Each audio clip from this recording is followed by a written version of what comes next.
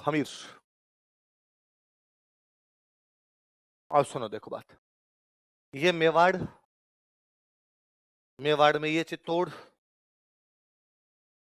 चित्तौड़ पर कब्जा कर लिया अलाउद्दीन खिलजी ने। अलाउद्दीन खिलजी चित्तौड़ किसको देके चला गया? खिजर खान। खिजर खान के बाद में आ गया मालदेव सोनगरा। अब मालदेव सोनगरा का भी बेटा यहां पर बैठा हुआ था, उसका नाम था बनवीर सोनगरा। क्या नाम था?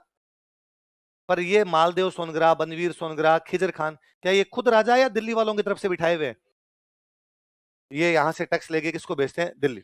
दिल्ली का जो भी राजा उसको भेज देते हैं टैक्स पे, मतलब ये खुद राजा नहीं है, पर दिल्ली वालों ने कंट्रोल कर लिया, कंट्रोल करके अपना एक बंदा छोड़ दिया। अलाउद्दीन ये तो चाहता था अपना बंदा छोड़ दे, मालवा पे भी कंट्रोल होगा, गुजरात पे भी कंट्रोल होगा, चित्तौड़ पे भी कंट्रोल होगा, कर रखा है उसने।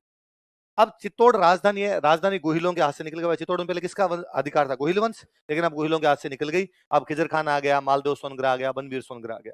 लेकिन जो मेवाड़ के बाकी गांव हैं उनमें तो गोहिल बैठे हैं। राजधानी निकल जाती है, सारी की सारी पूरे कोई देश की पब्लिक थोड़ी मारी जा सकती है, सारे दूर दराज के गांव के अंदर तो बैठे थे। ऐसा ही एक गांव था, उस गांव का नाम था सिसोदा। कौन सा गांव था? राजसमंद जिले में इधर कुंभलगढ़ की तरफ एक गांव है, उस गांव का नाम क्या है? सिसोदा। उस सिसोदा में एक लड़का रहता है, उस लड़के का नाम क्या है? हमीर। क्या नाम है? हमीर। कौन से गांव में रहता है? गोहिल है ये। जब 1303 में लड़ाई हुई तब ये छोटा बच्चा रहा होगा। जब ये बड़ा हुआ तो इसको पता चला कि उस लड़ाई में इसके पिताजी के 7 भाई मारे गए। कितने भाई मारे गए? पिताजी और उनके 6 भाई, और मतलब टोटल 7 भाई मारे गए। इसे पता चला इसके दादाजी भी उसी लड़ाई के अंदर काम आ गए। और इसे पता चला कि चित्तौड़ पहले अपना था, अपना गोहिलों का था, अपने गोहिल है, लेकिन बाद में अलाउद्दीन खिलजी कब्जा कर गया। वो दे गया खिजर खान को, खिजर खान दे गया मालदेव सोनगरा को, और आजकल कौन बैठा हुआ यहाँ पे? बनवीर। और उसे बड़ा अजीब लगता है, अरे यार अपने बाप दादों का किला दुश्मन कब्जा करके बैठे हैं, अपना झंडा उतार दिया गया, दुश्मनों का झंडा लगा हुआ है। और उसने धीरे धीरे धीरे धीरे बाकी जो आसपास के गांव थे वहां के लोगों से कांटेक्ट करना शुरू किया। उसने कहा अरे अपना है, वापस लेना है, बाप दादों का बेर लेना है वापस। धीरे धीरे इसने अपनी सेना इकट्ठी की। एक दिन इसने बनवीर सोनगरा पर हमला किया और चित्तौड़ पर वापस कब्जा कर लिया। तो गोहिलों के हाथ से चित्तौड़ निकल जाता है 1303 में। कब निकल जाता है? जब रतन सिंह लड़ता हुआ मारा जाता है। गोहिलों में वापस गोहिल जो होते हैं वो चित्तौड़ पर कब्जा करते हैं 1326। कब करते हैं? जब एक कौन सा गोहिल आके कब्जा कर रहा है? कौन सा गोहिल आके? अमीर। किसको हरा के? बनवीर सोनगरा। किसको हरा के? लिखो, इसने बनवीर सोनगरा को हराकर चित्तौड़ पर पुनः अधिकार किया। कौन से गांव से गया था? इसलिए इसने नाम क्या क्या लगाया? सिसोदिया। क्या लगाया? वंश तो कौन सा है इसका? गोहिल। कौन सा वंश है? लेकिन अब गोहिल वंश में कौन सा गोहिल है? ये सिसोदा का गोहिल है। सिसोदा गोहिल है, इसलिए क्या कहलाया? इसने कहा हूं तो भाई मैं गोहिल ही, पर गोहिलों में भी कहां का गोहिल हूं? भाई सारे जगह गोहिल ही बैठे थे, लेकिन बाकी गोहिलों की हिम्मत नहीं भी चित्तौड़ पे कब्जा करने की। चित्तौड़ पे गोहिल कौन से कर रहे हैं? सिसोदा वाले। इसलिए गोहिल क्या कहलाने लगे? क्या कहलाए? सिसोदिया। देखो, यह सिसोदा गांव का था। He belonged to village Sisoda. Rajsamand में जगह पड़ती है। अतः यहां से सो फ्रॉम हियर गोहिल वंश की सिसोदिया शाखा का शासन प्रारंभ होता है ना। इससे पहले पहले वाले भी गोहिल है, अब भी गोहिल है, लेकिन अब वाले गोहिल क्या है? सिसोदिया। पहले वाले गोहिल सिसोदिया, क्योंकि अब यहां से कौन आ गए? सिसोदा वाले आ गए। सिसोदा वाले आ गए इसलिए क्या कहलाए? आई बात सुन, मैंने बताया था कि पहले जो राजा वागर चित्तौड़ में नाम क्या क्या लगाते थे? रावल। और उनके जो बाकी भाई होते जिन गाँव में, ये नाम क्या क्या लगाते? तो ये तो भाइयों वाले गांव से है, तो ये नाम क्या क्या लगाएगा? तो ये मेवाड़ का पहला राजा है जिसने नाम क्या क्या लगाया। इससे पहले राजा नहीं लगाते, सामंत लगाया करते थे। राजा क्या लगाते थे? रावल। तो कोई पूछे रावल लगाने वाला अंतिम राजा कौन था? रतन सिंह। राणा लगाने वाला पहला राजा कौन है? लाइन चेंज करके लिखो एक लाइन। देखो, रतन सिंह मेवाड़ का अंतिम राजा था। Ratan Singh was last king of Mewar. Mewar जिसने रावल उपाधि का प्रयोग किया था। हु एज्यूम की उसने, who assumed title of Rawal. तो रावल वाली ब्रांच कहां पे आगे खत्म हो जाती है? रतन सिंह पे, है ना। राणा वाली ब्रांच कहां से शुरू हो जाती है? अब उसको राणा ब्रांच बोल दो, क्योंकि उपाधि क्या थी? राणा। वो सिसोदा से आए थे, इसलिए क्या बोल दो? सिसोदा। एक ही बात। सिसोदा वाले थे, उन्होंने नाम क्या क्या लगाना शुरू कर दिया? बनवीर सोनगरा हार गया।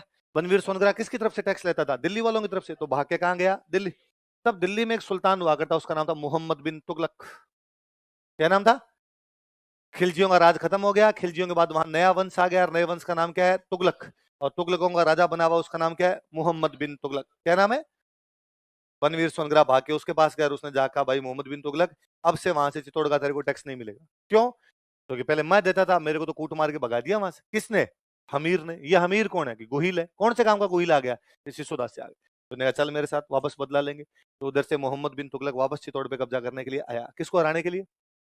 किसके साथ? बनवीर सोनगरा। अमीर को जब पता चला, अमीर ने कहा मोहम्मद बिन तुगलक इतनी दूर आके क्या करेगा, मैं सामने आ जाता हूँ। बांसवाड़ा में अपने एक जगह पड़ती है सिंगोली, कौन सी जगह है, कहां पर पड़ता है? अमीर सामने चला के जाता है, वहां सिंगोली जाता है, मोहम्मद बिन तुगलक को हरा के भगा देता है। इसका मतलब चित्तौड़ वापस अब शक्तिशाली हो रहा है, दिल्ली वालों को वापस यहाँ पे हरा रहा है। तो सिंगोली के युद्ध में अमीर ने किसको हरा दिया? इसका मतलब दिल्ली वालों की तरफ से अब किसी भी प्रकार का कोई भी खतरा, लिखो लिखो, सिंगोली के युद्ध में, in battle of Singoli, Hamir ने मोहम्मद बिन तुगलक को हराया था। वो तो दिल्ली का सुल्तान है, इसलिए अपने दिल्ली दिल्ली बार बार बोल रहे हैं। लोगों ने कहा, अरे यार हमीर का जोरदार आदमी है, गजब मेहनत कर रहा है, पहले चित्तौड़ छीन लिया, अब दिल्ली वालों में किसको हरा के भेज दिया, मोहम्मद बिन, तुम यार खूब मेहनत करो। उसने कहा, नहीं साहब, मैं कौन हूं करवाने वाला, ये सब बरवड़ी माता की कृपा से हो रहा है। कौन सी माता की कृपा से? वो ये मानता था, एक करवाने वाली जो भी माता जी, वो माता जी कौन सी है? तो उसने चित्तौड़ में किसका मंदिर बनवाया? देखो, उसने चित्तौड़ में बरवड़ी माता का मंदिर बनवाया। और फिर मैं समझाऊंगा दोनों एक साथ। देख लो, कुलदेवी बराबर बाण माता, जैसा मैंने लिखा वैसा वैसा उतार लो, फिर अपने बात करते हैं। क्लेंडाइट,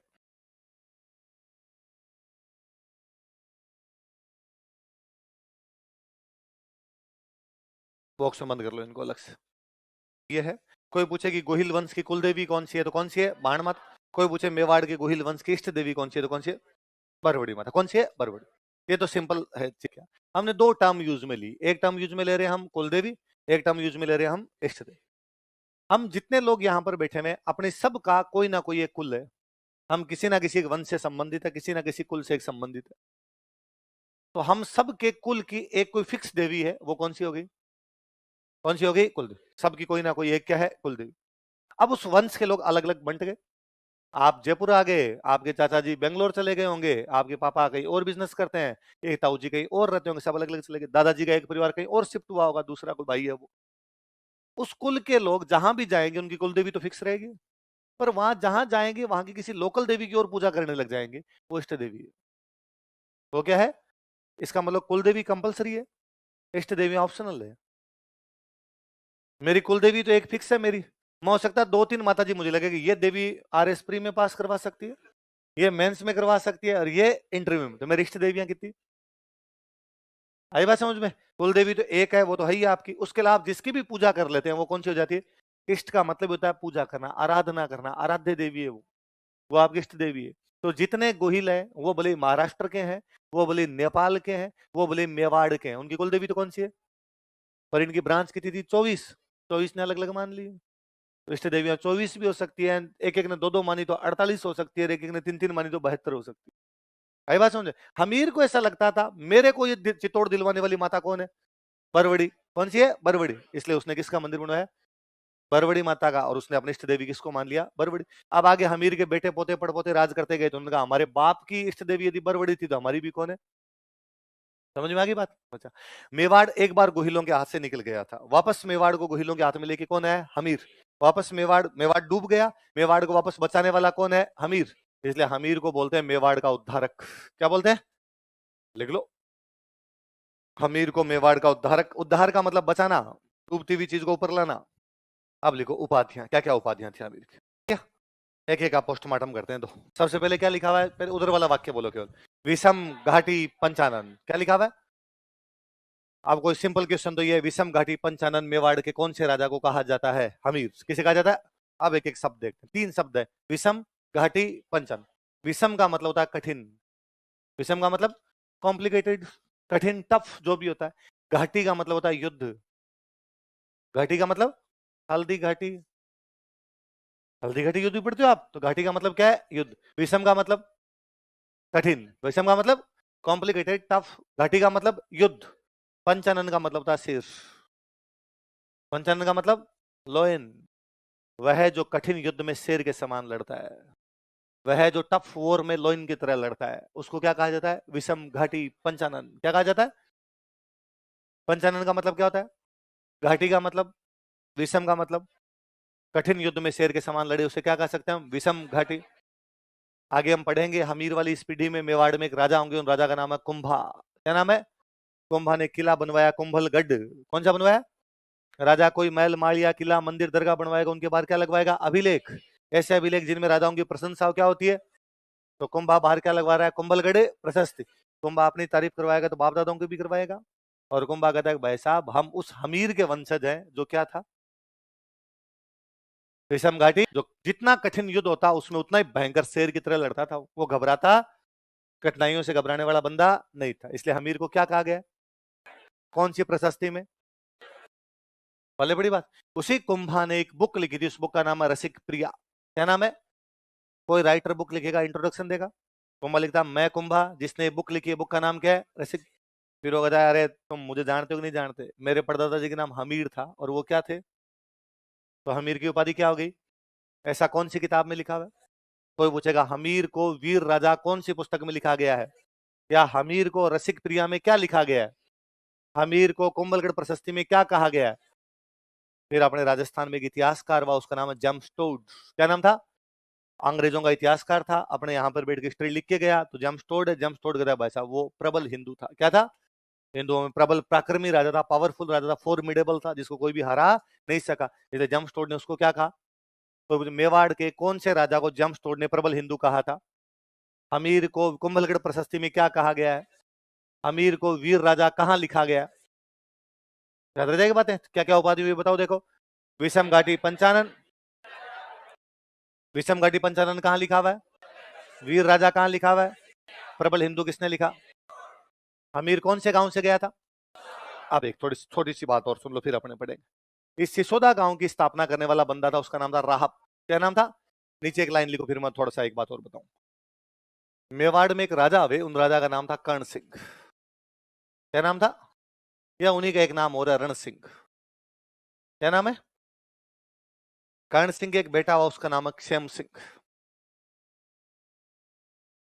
क्या नाम था, मेवाड़ में जो भी राजा होते हो नाम क्या क्या लगाते, रावल। क्या लगाते, तो जो भी राजा बनेगा वो क्या लगेगा, रावल। तो रावल कौन बना, सेम से। बाकी जो भाई होंगे वो क्या लगाएंगे, राणा। तो राणा जो बना उस भाई का नाम था राहब। क्या नाम था, बड़ा भाई जो राजा बनेगा वो तो राजधानी रख लेगा, राजधानी चित्तौड़ है तो उसने क्या रख लिया, चित्तौड़। छोटे भाइयों को गांव मिलेंगे, किसी को कोई गांव, किसी को कोई गांव, तो राहब को कौन सा गांव मिला, कौन सा गांव मिला, यही होगा। अब इसके बाद रावल कौन बनेगा, इसका बेटा, पोता, पड़पोता, सड़पोता, लड़पोता, खड़पोता, ऐसा ही कुछ होगा। तो यहाँ पे जाके एक रावल बन रहा है, उसका नाम है रतन सिंह। क्या नाम है, यहाँ इसके जो वंशज होंगे वो क्या बनेंगे, राणा। इसका बेटा पोता, लगातार पीढ़ियां चलती जाएगी। यहां पर एक राणा बने, उनका नाम है लक्ष्मण सिंह। क्या नाम है, तो जब चित्तौड़ का रावल कौन है, रतन सिंह, तब सिसोदा का राणा कौन था, रतन सिंह पर 1303 में अलाउद्दीन खिलजी हमला कर देता। तो अलाउद्दीन खिलजी ने हमला किया तो रतन सिंह ने अपने भाई बंधु जो आसपास थे उनको कहा आओ भाई सहायता करने के लिए। तो सिसोदा से सहायता करने के लिए कौन आया, साके में भाग लिया। मैंने कहा साके में सारे लड़ते हुए मारे जाते, इसलिए लक्ष्मण भी लड़ता हुआ मारा गया, और इसके 7 बेटे लड़ते हुए मारे गए। कितने बेटे लड़ते हुए मारे गए, 7 बेटों में जो सबसे बड़ा बेटा था उसका नाम था अरी सिंह। क्या नाम था, और अरी सिंह का जो बेटा था उसका नाम था हमीर। अरी सिंह का बेटा था उसका नाम क्या था, कौन सिसोदा का कौन बंदा साके में लड़ता हुआ मारा गया, लक्ष्मण सिंह। आपने कितने बेटों के साथ, 7, उन 7 में बड़ा बेटा कौन था, इसका एक बेटा इसमें जिंदा रह गया, वापस चला गया था, उस एक बेटे का नाम था अजय सिंह। क्या नाम था, अजय सिंह। आप सुनो, लक्ष्मण सिंह का बड़ा बड़ा बेटा कौन था, अरी सिंह। कौन था, अरी सिंह। ऐसा कहा जाता है कि अरी सिंह जो था वो जब तक ये लड़ाई नहीं हुई थी, उस लड़ाई से पहले की बात है, इसके पिताजी लक्ष्मण सिंह सिसोदा के क्या बने हुए, राणा। अरी सिंह बड़ा है, तो लक्ष्मण सिंह के मरने के बाद अगला कौन बनना चाहिए, अरी सिंह। राजकुमार हो गया, एक प्रकार का सामंत का बेटा तो हो गया। एक दिन अरी सिंह अपने कुछ दोस्तों के साथ में शिकार खेलने के लिए गया। जब वो शिकार करने के लिए गया तो दोस्त चल रहे हैं घोड़ों पर, साथ में वो घोड़े पर चल रहा है। रास्ते में दोनों तरफ खेत है, बीच में एक रास्ता जा रहा है। रास्ते में एक लड़की अपनी भैंस को पानी पिलाने के लिए जा रही थी। इसके साथ में जो दोस्त थे उनमें से किसी एक दोस्त ने उस लड़की को कमेंट कर दिया, कुछ लड़की को छेड़ दिया कोई। उस लड़की को गुस्सा आया, उस लड़की ने उसकी तरफ देखा ही नहीं। वो जो उसके हाथ में रस्सी थी, वो रस्सी पता नहीं उसने कैसे घुमा के यूं फेंकी कि घोड़े के पैरों में गई, घोड़ा और घुड़सवार दोनों नीचे। साथ वालों ने देखा क्या हुआ क्या हुआ, किसी ने कहा अरे इसने उस लड़की को छेड़ दिया था। वो लड़की भगवान जाने कैसे रस्सी घुमा के गई, ये नीचे चित आया। और लड़की चुपचाप आगे बढ़ गई, वो बोली नहीं इनसे कुछ। साथ वालों ने कहा खड़े हो जा, कपड़े झाड़ ले, हमने वीडियो नहीं बनाया तेरा, वरना आजकल तो वीडियो बना लेते हैं तो। पर उनको लगा कि यार लड़की ट्रिक गजब खेल गई यार, गजब बहादुर लड़की है, और इस प्रकार गिरा आगे चली गई, डर भी नहीं लगा उसको कि हम 6-7 लोग हैं। और अब वो अपना शिकार खेलने में बिजी हो गए। तब अपने राजस्थान में सबसे अच्छा शिकार माना जाता जंगली सुअर। किसका शिकार? और जंगली सुअर बड़ा खतरनाक जानवर होता है, जल्दी से मरता भी नहीं जंगली सुअर। हरी सिंह ने जंगली सुअर के तीर मारा, जंगली सुअर के तीर लगा, पर वो मरा नहीं, वो भाग गया खेत के अंदर। खेत के अंदर भागा तो हरी सिंह को लगा खेत के अंदर घुस के पकड़ के लाऊंगा इसको। हरी सिंह जब खेत में घुसने लगा, आगे वही लड़की जो सुबह भैंस को पानी पिलाने के लिए जा रही थी, वो आगे खड़ी थी। उसने कहा, अरे किधर? खेत दिख नहीं रहा, घोड़ा लेके अंदर घुसोगे तो खेत पूरा बर्बाद हो जाएगा। बार बार हरी सिंह ने कहा, अरे मेरा वो शिकार चला गया, सुअर चला गया आगे। उसने कहा, तू बाहर रह, मैं तेरे उस सुअर को पकड़ के ला दूंगी, पर तू बाहर रह, खेत के अंदर नहीं घुसेगा। उसने कहा, जंगली सुअर मार देता है आदमी को। उसने कहा, ऐसे जंगली सुअर डेली पकड़, तू बाहर खड़ा रहे। वो लड़की अपना तीर कमान उठाती है, अंदर जाती है, जंगली सुअर को मारती है, घसीटते हुए बाहर लाती है। और हरी सिंह को लगता है, इतनी बहादुर लड़की, सुबह तो अपने उस घुड़सवार को पटक गई थी, अब किसको मार के आई है? जंगली सुअर को घसीट के अकेली लेके आई। और हरी सिंह ने पूछा कि ब्याह नहीं हुआ तुम्हारा? हरी सिंह को पता चला, हरी सिंह उसके पिताजी के पास गए और उसके पिताजी को जाकर कहा कि भाई मैं आपकी लड़की से शादी करना चाहता हूं। सिसोदा का राजकुमार खुद शादी करना चाहता है, साधारण किसान बेचारा क्यों मना करता? उसने कहा, भाई अभी ले जाओ हाथों हाथ। 5-7 दोस्त आए हुए थे, हाथों हाथ ही वहां पे ब्याह करके आ गया। पर हरी सिंह को ये लगा कि यार अब पिताजी को जाके क्या कहेंगे? भाई पिताजी को जाके ये तो कैसे कहेंगे मैं शिकार करने गया था, खुद ही हो गया। भाई ये तो नहीं कहा जा सकता ना। तो उसने अपने माँ को और भाइयों को जाके बताया, भाई मैं ऐसे ऐसे ब्याह करके आ गया और पिताजी को बताऊंगा तो पिताजी गुस्सा करेंगे। तो माँ और भाइयों ने कहा कि ठीक है, तू बता ही मत एक बार। अब लंबा चौड़ा इलाका था, उस गांव में अपने वो घर है, वहां पे रह जाओ, धीरे धीरे बात ठंडी मीठी पड़ेगी तब बता देंगे अपने। तो ये हरी सिंह अपने इस एक रानी को अलग ही गांव के अंदर रखा करता था। इनके एक बेटा हुआ, बेटे का नाम रखा गया हमीर। क्या नाम रखा गया? इन बिटवीन ये चित्तौड़ वाली लड़ाई होती है, चित्तौड़ वाली लड़ाई के अंदर लक्ष्मण सिंह, हरी सिंह और उसके 6 भाई लड़ते हुए मारे जाते। एक भाई बचता है, वो भाई कौन है? अजय सिंह। तो वो सिसोदा का क्या बना? सामंत। और उसको पता था कि भाई मेरा जो भाई था बड़ा हरी सिंह, उसकी वाइफ और उसका बेटा अलग गांव में रहते हैं। वो गया, उसने जाकर, भाई भाभी जी, भले ही पिताजी को मेरे भैया किसी भी वजह से ना बता पाए हो, पर आपका हिस्सा तो है ही हमारे घर में, अब आप यहाँ मत रहो, आप वहां चलो, वहीं रह जाओ। तो हमीर और हमीर की माँ वहीं सिसोदा में आके रहने लगे। पर सामंत कौन बना हुआ है वहां का? अजय सिंह। भाई बड़ा वो था, बचा हुआ वो, तो वो बना हुआ है। इस सिसोदा के आसपास में कोई डाकू था, उस डाकू का नाम मुंजा। क्या नाम था? और मुंजा ने बड़ा यूं किसानों को तकलीफ देना शुरू किया। वो किसानों की फसलें उठा के ले जाता, उनके पशु खोल के ले जाता, लोग बड़े परेशान थे। तो अजय सिंह के पास है, उन्होंने अजय सिंह को कहा कि भाई ये मुंजा तंग करता है यार, तू हमारी हेल्प कर। तो अजय सिंह ने अपने बेटे को भेजा। अजय सिंह के बेटे का नाम था सज्जन सिंह। क्या नाम था? उनका, सज्जन जाओ और जाकर डाकू को मार के आओ। पर सज्जन सिंह डाकू को मारने के लिए गया, पर डाकू ने सज्जन सिंह को कूट दिया। तो सज्जन सिंह वापस आया बेचारा, उसने कहा डैडी यार पार नहीं पड़ी, और उधर तो उसने मेरी मूंज बना के रख दी यार मुंजा ने, मैं हरा ही नहीं सका। हमीर वहीं खड़ा था, हमीर छोटा था, 13-14 साल का ही था। उसने कहा कि चाचा जी प्लीज एक बार मुझे जाने दो। अजय सिंह ने कहा, यार तुम अभी बच्चा है, पहले कभी गया भी नहीं किसी युद्ध के अंदर, तेरे को यार यूं भेजने का जी नहीं करता मेरा, कि तेरी माँ कहेगी कि भाई इसके पिताजी नहीं, इसलिए चाचा हर कहीं भेज देता है इसको। अमीर ने कहा, चाचा जी इतनी चिंता मत करो, पहले इस्तेमाल करो। हमीर गया, हमीर मुंजा बालेचा का सिर काट के लाता है। हमीर ने कहा, चाचा जी इतनी चिंता मत करो, पहले इस्तेमाल करो। हमीर गया, हमीर मुंजा बालेचा का सिर काट के लाता है। वो जो डाकू था उसको मार के आता है। और अजय सिंह ने कहा, शाबाश मेरे चीते, तेरे में तेरे पिताजी के गुण है, तेरे पिताजी भी इतने ही बहादुर थे। मैं तो वैसे भी इस सीट पर इसलिए बैठा हुआ हूं क्योंकि तुम छोटे थे, बाकी हिसाब तो तेरे पिताजी का है। भाई यदि लड़ाई ना होती तो लक्ष्मण सिंह के बाद कौन बनता? हरी सिंह। हरी सिंह के बाद कौन बनता? हमीर। तो अजय सिंह ने अपने भतीजे को बना दिया। तो उसने सिसोदा किसको दे दिया? हमीर को। यही हमीर बाद के अंदर बनवीर सोनगरा को हराता है, बनवीर सोनगरा को हरा के चित्तौड़ पे क्या कर लेता है? कब्जा। पर अजय सिंह का खुद का बेटा कौन था? सज्जन सिंह। वो बड़ा नाराज हुआ और उसने अपने पिताजी को कहा कि बापू सेहत के लिए तुम हानिकारक हो, और ऐसे कैसे कर सकते हो यार, मेरे को भी तो बना सकते थे, चाचा जी वाले ताऊ जी वाले बेटे को बना दिया आपने, पापा मेरे हो बना रहे हो उसको। सज्जन सिंह नाराज हुआ, सज्जन सिंह नाराज होकर चला गया महाराष्ट्र। कहां चला गया? सिसोदा से कहां चला गया? उस सज्जन सिंह की 19वीं पीढ़ी में महाराष्ट्र में पैदा हुए महाराज छत्रपति शिवाजी। कौन पैदा हुए? महाराज छत्रपति। और शिवाजी ने चीख चीख के कहा कि हम सिसोदा से आए इसलिए हम सिसोदिया हैं, हम सिसोदा से आए इसलिए क्या है? तो जो गोहिलों की 24 ब्रांच उनमें एक ब्रांच शिवाजी वाली है। तो शिवाजी ने ये भी बाद में क्या थे? सिसोदिया। तो सिसोदिया क्यों है वो? क्योंकि सिसोदा से गए थे। कौन से गांव से गए थे? तो जो भी सिसोदा से निकले वो सारे के सारे क्या कहलाए? पल्ले पड़ गई बात। हमीर के बाद मेवाड़ में जीते राजा बनेंगे, नाम क्या क्या लगाएंगे? राणा। सिसोदिया लगाएंगे और क्या लगाएंगे? राणा। हमीर से पहले वाले क्या लगाते थे? राहुल। क्या लगाते? राहुल। अगला राजा लिखो।